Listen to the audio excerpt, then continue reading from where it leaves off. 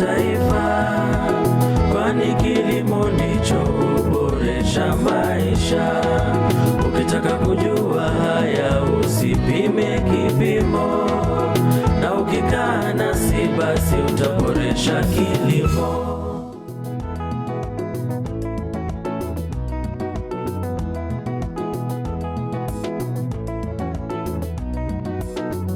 Majani chai ya zambarau yameanza kuwa maarufu sana katika kaunti ya Bomet, na ndio maana tuko hapa ili kukuletea mchakato mzima wa kukuza majani haya. Ni Jumamosi nyingine marhaba, tunakutana katika kipindi Boresha Kilimo.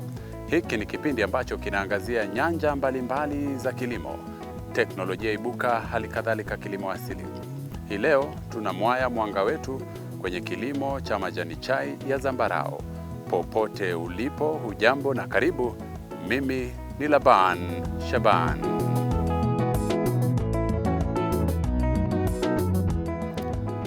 Kilimo cha majani chai nchini Kenya kinajulikana kwa kuchangia sana uchumi wa nchi kupitia mapato yanayopatikana baada ya kuuza mavuno yake. Majani chai hulimwa katika maeneo mbalimbali.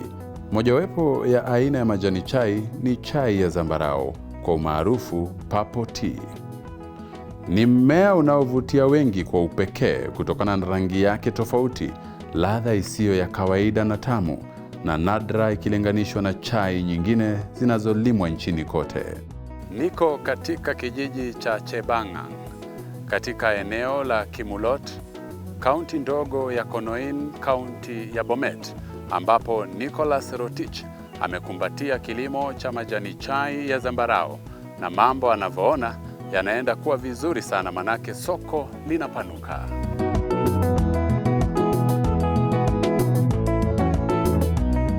Kilimo cha majani chai aina ya zambarau kilianza mapema miaka 1980. Hatimaye mwaka 2011 miche yake ilienezwa kwa wakulima wadogo nchini humu.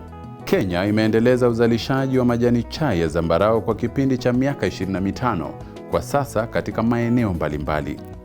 Katika kaunti ya Bomet, Nicholas Rotich ni mkulima aliyebobea na yuko na ujuzi na miaka mingi katika kilimo cha majani chai aina ya zambarau. Zaidi ya ekari 15 anatupa habari kamili ya aina hii ya majani chai.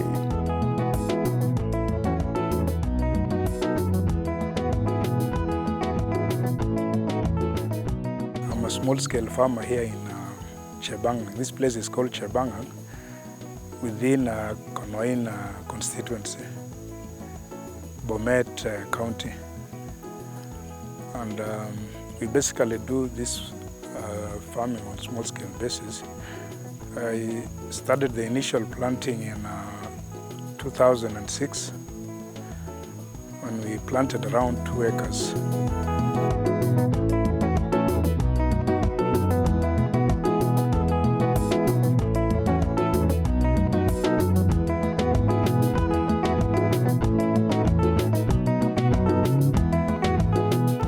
Katika hatua za mwanzo za miche za majani chai, uzalishaji katika chumba chake maalum kinajulikana kama kitanda cha kitalu. Chumba hiki kinaanzishwa ili mimea michanga iweze kukuzwa chini ya mazingira yaliyodhibitiwa ya mwanga, maji, joto na wadudu, magonjwa na udhibiti wa magugu. Pia husaidia katika kupata miche bora. Mbali na kupata miche ya chai kutoka kwenye kitanda cha miche, mkulima pia anaweza kuipata kutoka katika shamba la chai kwa kutambua mbegu zinazoota kiasilia. That time I got the seedlings from James Finley and some from some nurseries within Kericho town. And thereafter we started making our own seedlings within the farm here and continued expanding the plantation. So right now we have around, let's say an average around 15 acres of purple tea. Although some plantation here is not quite mature, but we've started plucking that particular portion. Most of it are mature. Some have been pruned at some stages.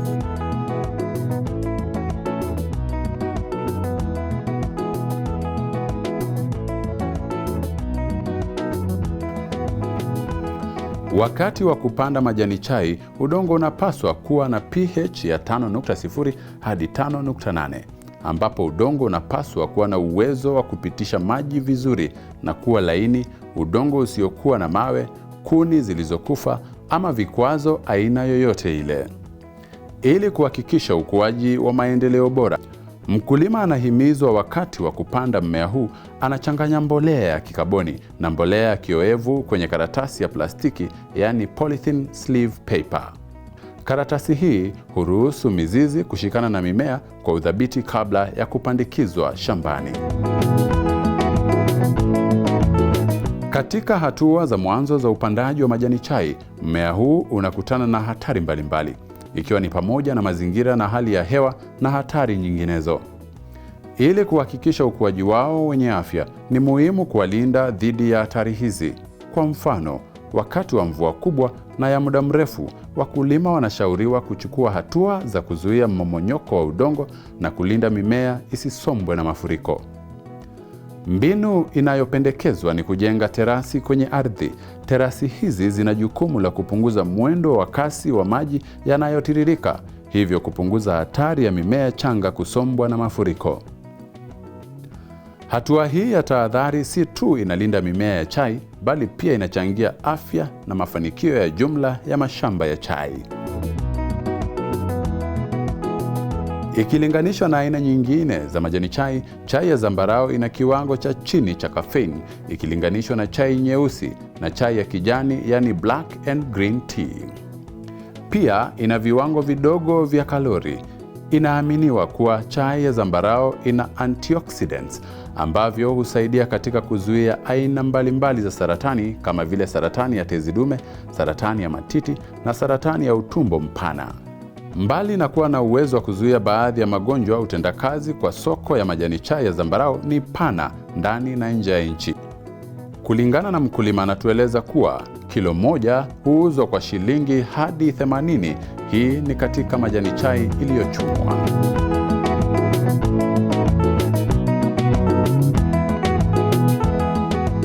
Unaendelea kutazama Boresha Kilimo, kipindi ambacho tunaamini kitastawisha kilimo humu nchini. Kwa sasa tunachukua pumziko fupi. Tutarejea na mengi zaidi, usiondoke hapo ulipo. Ukitaka kujua haya usipime kipimo, na ukikaa nasi basi utaboresha kilimo. Ukitaka kujua haya usipime kipimo, na ukikaa nasi basi utaboresha kilimo. Karibu katika sehemu ya pili ya kipindi Boresha Kilimo, ambapo tunaangazia ukuzaji wa majani chai ya zambarau.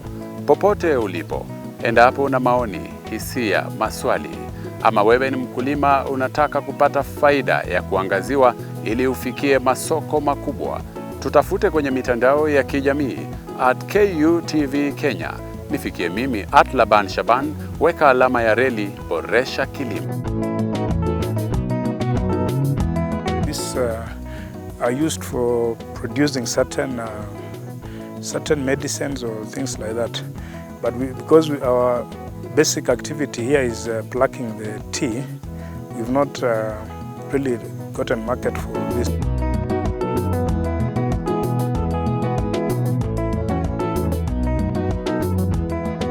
When I decided to venture into this particular type of tea, I was foreseeing some market that would open up in particularly China. I had some friends who are based in China, and some I interacted with in Nairobi. And they had talked to me about purple tea and its usefulness. So when I got that information, I decided instead of planting the normal green tea, I should venture into purple tea. So some of this other area, like this lower portion where you see the plantation is still young, we had planted green tea initially, but then we uprooted and then planted this again. because I wanted to increase the acreage of the purple tea. And at that time I was also foreseeing some better market outside Kenya, because you see here KTDA pays the farmer an average of 40 shillings per kg.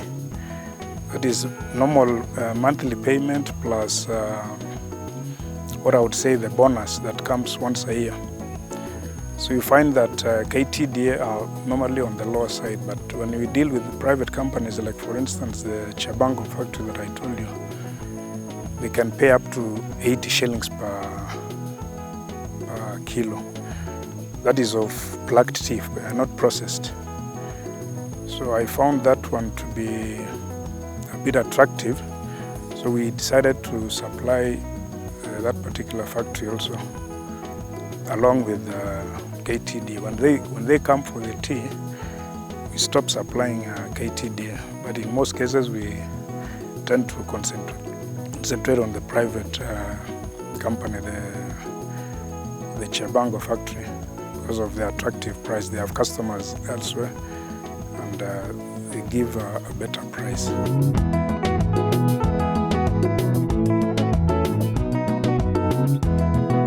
Kuna baadhi ya kampuni kadhaa zikiwa ni za serikali na za kibinafsi zinazonunua majani chai iliyochumwa kutoka kwa wakulima kwa ajili ya usindikaji. Hata hivyo, kampuni kubwa inayojulikana sana katika tasnia hii, KTDA, kampuni ya serikali ambayo inafahamika kwa kiasi kikubwa cha shughuli zake katika tasnia ya usindikaji wa majani chai.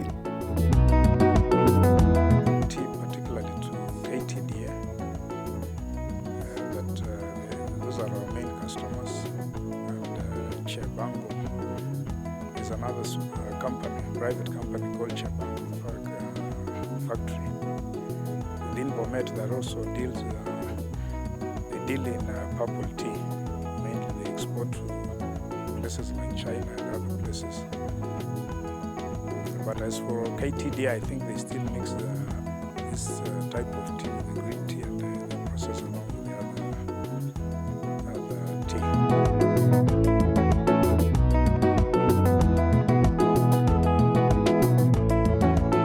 Initially, when I decided to venture into this particular type of tea, I was foreseeing some market that would open up in particularly China. I had some friends who are based in China, and some I interacted with in Nairobi.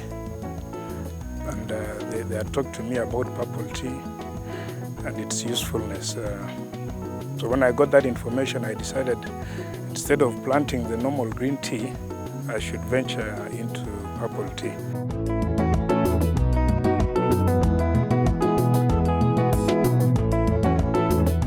I think it's promising because we've been hearing at the moment that there's a local factory here called Kapset, and I think Rorok, one of the two, are planning to start processing purple tea separately and buying that from farmers who have grown the purple tea. So I think in the near future we should be getting better prices of this product here, and when we are selling it as raw tea. So there's some good hope in future. We see some hope in future of prices improving.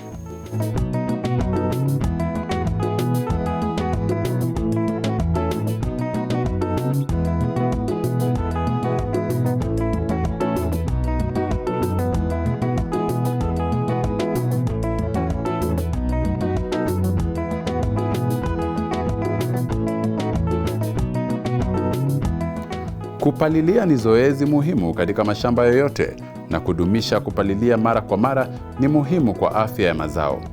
Magugu yasiyohitajika ni tishio kwa sababu yanashindania madini na virutubisho muhimu ambavyo hutumika kama chakula kwa mimea. Katika mashamba ya majani chai, kupalilia hufanywa hasa kwa kutumia kazi ya mikono ya binadamu kutokana na muonekano wa mmea huu. Aidha, kuondoa kabisa magugu kunaweza kufanywa kwa kutumia dawa sahihi za kuua magugu.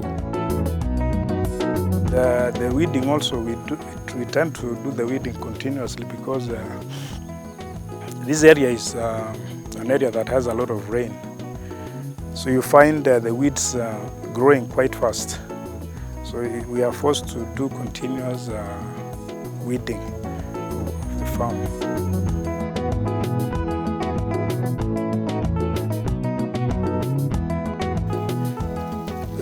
We try to remove them so that at least the tea can grow by itself without too much competition for nutrients on the soil. At times we have to, I didn't mention earlier, at times we also apply fertilizer on this tea. And usually I think the weeds get attracted so much, they grow very fast, especially when we do the top dressing.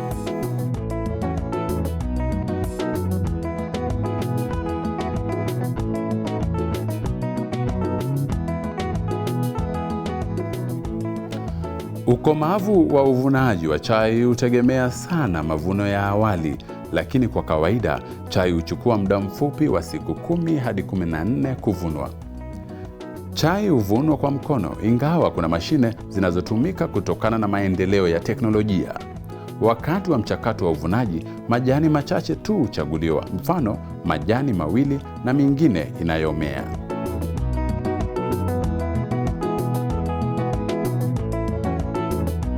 Harvesting of tea is normally a continuous process. Like when you pick a particular block, let's say like that one, and when you pick, for instance, today, it will take around 10 days or 12 days for the leaves to emerge again, to grow. So we would say an average of 2 weeks. Or when there's some delay, maybe there's a weather challenge, it could take around 3 weeks. Yeah, but intervals of 2 weeks, you should be able to harvest.